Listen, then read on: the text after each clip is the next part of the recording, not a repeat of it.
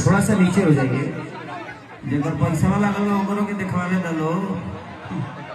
भैया एक बार क्या बात है, बिल्कुल सही बात। संजय जो कि अपने हैं उनको उतार दो, क्योंकि स्पॉन्सरशिप है ना, तो यहाँ पे बहुत अभी तो पहली बार हम कार्यक्रम कर रहे हैं, हमेशा खुला गौले बात नहीं आए हैं थोड़ी बात आए बोली हुआ।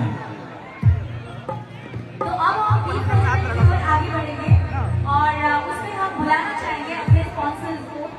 सबसे पहले तो शुभारंभ एंटरटेनमेंट की जो ओनर है गुलजारा कुमार जी को बुलाना चाहेंगे। भैया आप लोगों से हाथ जोड़ कर रिक्वेस्ट है, हमारे स्पॉन्सरशिप प्रोग्राम है, अगला हम कोई प्रोग्राम नहीं करा पाएंगे। आप लोग प्लीज आगे व्यवस्था है, सब लोग बैठ जाइए, ये बिल्कुल अनप्रोफेशनल लग रहा है। प्लीज आप लोगों से रिक्वेस्ट है, सब लोग अपने ही हैं, बिल्कुल अनप्रोफेशनल। हमारा प्रोग्राम स्पॉन्सरशिप प्रोग्राम में सोचिए हमारे कलकत्ता से, ठीक है, ये भैया हमारे स्पॉन्सरशिप प्रोग्राम है।